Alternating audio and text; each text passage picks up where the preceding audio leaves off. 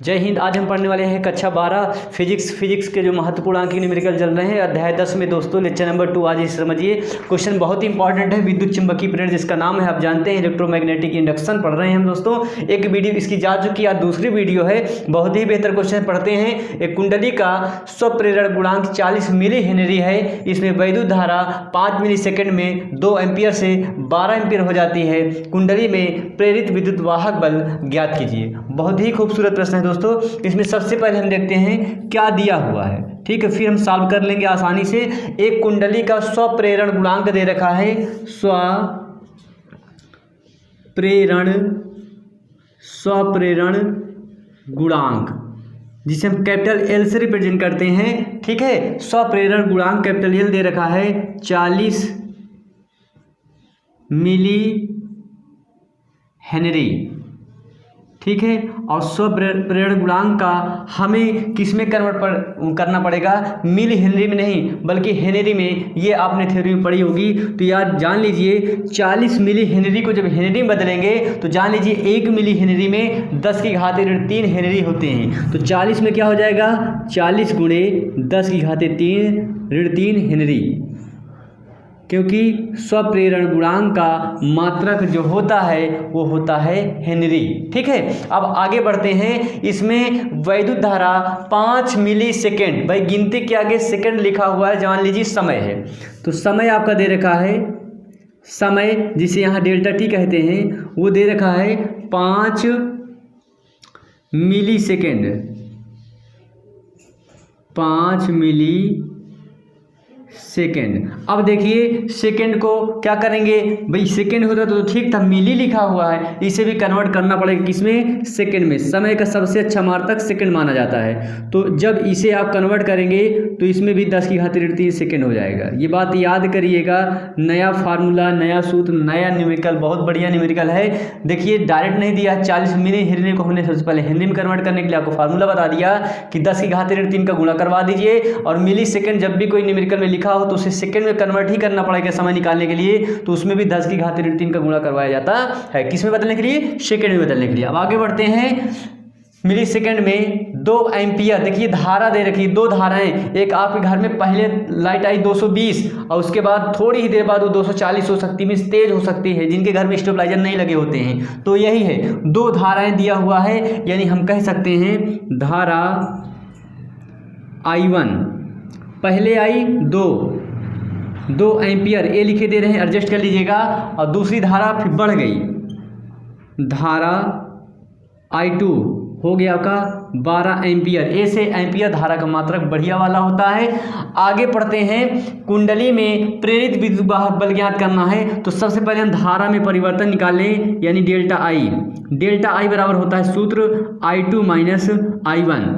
I2 दूसरी धारा minus I1 पहली धारा, पहले 2 थी उसके बाद 12, कितना बढ़ गई, धारा परिवर्तन कितना हो गया, 10 हो गया। सीधी सी बात है, पहले 2 एम्पियर धारा थी, ठीक है, उसके बाद 12 एम्पियर हो गई, तो ये 10 एम्पियर धारा क्या हो गई, बढ़ गई, डेल्टा आई, ठीक है। यानी धारा में परिवर्तन आप लिख सकते हैं हिंदी भी, धारा परिवर्तन, क्योंकि हमने पिछली वीडियो में बताया आप बहुत दिनों से डेल्टा डेल्टा डेल्टा ये डेल्टा पढ़ते चले आ रहे हैं और हमने आपको बता दिया जब किसी चीज़ के पीछे डेल्टा लग जाए समझ लीजिए परिवर्तन हो गया, ठीक है। डेल्टा आई धारा परिवर्तन, डेल्टा टी समय में परिवर्तन, ठीक है।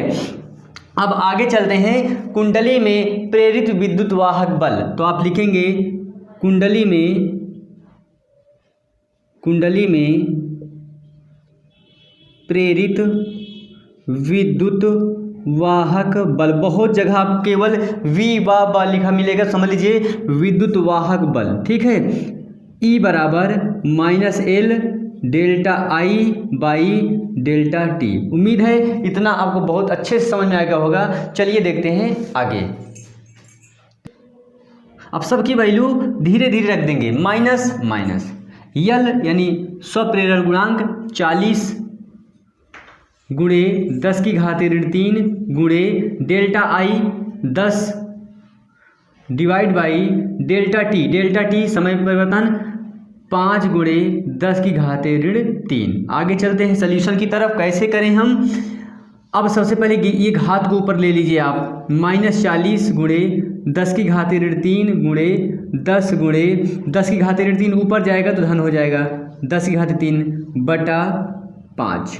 अब क्या करेंगे, काट देंगे, 5 एकम 5 और 5 दूनी 10। ठीक है, अब बचा क्या आपका ई बराबर -40 इंटू, गिनती पहले ले लीजिए 2 इंटू 10⁻³ इंटू 10⁻³, बस सजा लिया।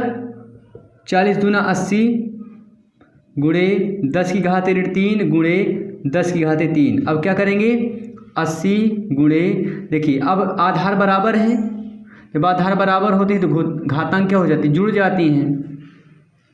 इसे ब्रैकेट में करना हो कर लीजिए, -80 गुणे 10 की घाते 3 में से 3 गए 0। और आपको ये नियम बताया जा चुका है, किसी भी गिनती में 0 घात लगी हो, चाहे जितनी बड़ी गिनती हो, उत्तर आता है 1। 80 एकम 80 -80। ठीक है, ई आपका आ गया -80। उम्मीद है दोस्तों इतना आपको समझ में आ गया होगा। अब देखते हैं आगे। कहाँ मात्रक लिखना नहीं भूलना है, मात्रक भी होता है विद्युत वाहक बल का मात्रक उल्ट। तो -80 वोल्ट आपका करेक्ट आंसर आ गया दोस्तों। बहुत खूबसूरत क्वेश्चन है, पढ़िएगा। नहीं समझ में आ रहा तो वीडियो पिछलाइए, उसके बाद फिर से देखिए, बहुत आनंद आ जाएगा दोस्तों, क्योंकि क्वेश्चन बहुत ही बढ़िया, बहुत सरल शब्दों में आपको समझाया। अब दोस्तों क्या है, आपको कोई सा भी न्यूमेरिकल्स करना है, याद रखिएगा जब मिली सेकेंड में हो, समय में कन्वर्ट करना हो तो 10 की घात 3 का गुणा करवा दीजिए। जब मिली हेनरी में हो तो 100 प्रेरण गुणांक को आपको हेनरी में कन्वर्ट ही करना है, तो मिली हेनरी को हेनरी में बदलने के लिए 10 की घात 3 को गुणा करवाया जाता है। ये दो बातें इस क्वेश्चन के लिए बहुत बढ़िया है, क्योंकि टर्निंग पॉइंट है, क्योंकि ऐसे ही क्वेश्चन एग्जाम में आते हैं और आप उसमें फंस जाते हैं कि मिली लिखा है, ये तो फार्मूला याद रहता है, पर आप डायरेक्ट देते हैं, वहीं आपका फार्मूला क्वेश्चन गलत हो जाता है। दोस्तों यह क्वेश्चन आपको बहुत समझ में आ गया होगा। अब देखते हैं इस चैप्टर का नेक्स्ट क्वेश्चन। तो नेक्स्ट क्वेश्चन आपके सामने लिखा हुआ है, यदि प्राथमिक कुंडली में बहने वाली 3.0 एम्पियर की धारा को 0.001 सेकंड में शून्य कर दिया जाए तो द्वितीय कुंडली में उत्पन्न प्रेरित विद्युतवाहक बल 15,000 वोल्ट होता है। इन कुंडलियों का अन्योन्य प्रेरण गुणांक ज्ञात कीजिए। दोस्तों आपको पूछा क्या गया है, अन्योन्य प्रेरण गुणांक, म्यूचुअल इंडक्शन पूछा गया है, म्यूचुअल इंडक्शन। तो सबसे पहले करते क्या है, जो चीज़ें दी हुई हैं, आप क्वेश्चन की लेंथ को देख के कतई मत घबराइए, बहुत आसान तरीके से हम करवा रहे हैं आपको, बहुत ही सिंपल तरीके से। यदि प्राथमिक कुंडली में बहने वाली धारा, देखिए धारा करेक्ट है, धारा है, क्योंकि गिनती के बाद एम्पियर लिखा हुआ, हमें पकड़ आ गया धारा आई आपका दे रखा है 3.0 एम्पियर, 3.0 एम्पियर। ठीक है, एम्पियर की धारा को 0.001 सेकेंड में, यानी समय दे रखा है, समय कितना दे रखा है आप जानते हैं, इसमें डेल्टा टी यूज कर लेंगे। डेल्टा टी आपका 0.0001, ठीक है, 0.0001 सेकेंड।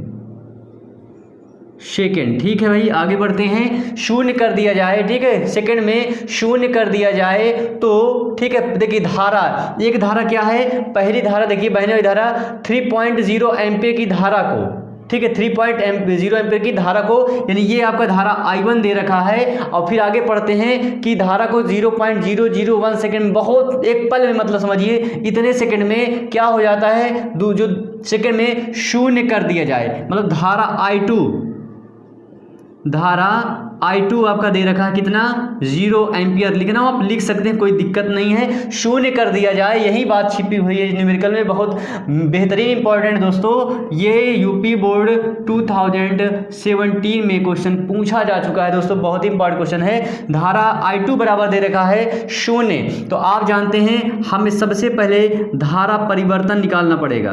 धारा परिवर्तन जिसे आप जानते हैं डेल्टा आई से रिप्रेजेंट किया जाता है, और फार्मूला बनता है I2 माइनस I1। I2 आपका कितना दे रखा है, I2 0 माइनस I1 कितना दे रखा है 3। भाई देखिए पॉइंट के बाद 0 की कुछ वैल्यू नहीं है, तो आप पॉइंट के बाद 0 मत लिखिए, आप फंस जाएंगे। तो 3 से 0 घटेगा तो -3 एम्पियर हो गया डेल्टा आई। ठीक है, डेल्टा आई आपका निकल कर आ गया बाहर कर दिया है। तो द्वितीयक कुंडली में उत्पन्न प्रेरित विद्युत वाहक बल, देखिए और क्या दिया है, प्रेरित विद्युत वाहक बल। प्रेरित विद्युत वाहक बल जिसे हम स्मॉल ई से रिप्रेजेंट करते हैं वो दे रखा है 15,000 वोल्ट। 15,000 वोल्ट। इन कुंडलियों का अन्योन्य प्रेरण गुणांक, ठीक है, हमसे पूछ रहा है अन्योन्य प्रेरण गुणांक।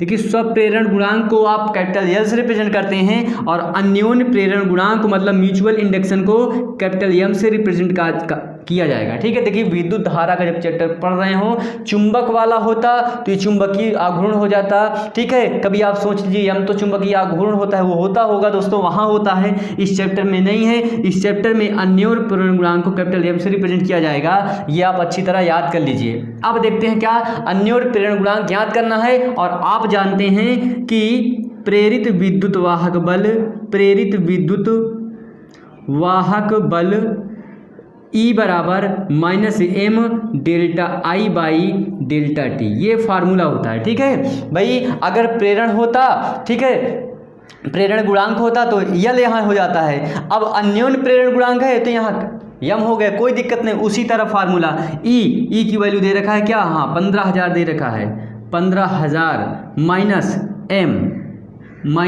-m गुणे डेल्टा आई ये है -3 डिवाइड बाई डेल्टा टी ये है 0.0001। ठीक है, अब क्या करेंगे, अब देखिए यहाँ बराबर नहीं लगाया गया है, कोई बात नहीं, यहाँ बटा 1 लगा लीजिए। अब क्रॉस मल्टीप्लाई करवा दीजिए,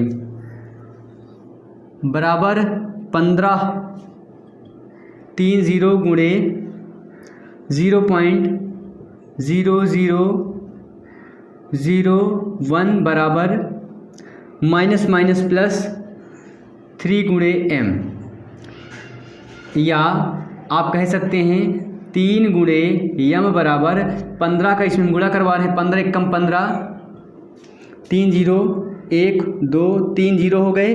अब 1 2 3 4 अंक बाद है तो 1 2 3 4 अंक बाद दशमलव यहाँ फिट बैठ जाएगा, डिवाइड बाई क्या अभी कुछ नहीं होगा, m बराबर 1.5। ठीक है 1.5, देखिए दशमलव के बाद इन जीरो की कुछ वैल्यू नहीं होगी, डिवाइड बाई 3। अब क्या हो जाएगा, 3 का भाग 15 में दे दीजिए। कैसे देंगे भाई, दशमलव हटेगा तो यहाँ 0 बढ़ेगा, दशमलव हटा रहे हैं और 0 बढ़ा रहे हैं। ठीक है जी, 15/30 हो गया। अब 30 का भाग 15 में देना, ऐसे दे लेंगे, 30 का भाग 15 में जाएगा नहीं तो भाग में खाया 0, लगा दशमलव आया 0, 30 पंचे 150 कट गया, यानी 0.5 और हेनरी स्वप्रेरण गुणांक हो चाहे अन्योन्य प्रेरण गुणांक हो, दोनों के मात्रक हेनरी होते हैं। 0.5 हेनरी आपका इस क्वेश्चन का अन्योन्य प्रेरण गुणांक निकल कर आ गया, 0.5 हेनरी। उम्मीद है दोस्तों जो भी न्यूमेरिकल्स आज आपको करवाए गए बहुत अच्छे लगे होंगे। दोस्तों यदि चैनल पर नए हैं तो चैनल को सब्सक्राइब कीजिए और हम आपसे मिलते हैं इसी चैप्टर के कुछ बेहतरीन प्रश्नों के साथ। तब तक के लिए जय हिंद।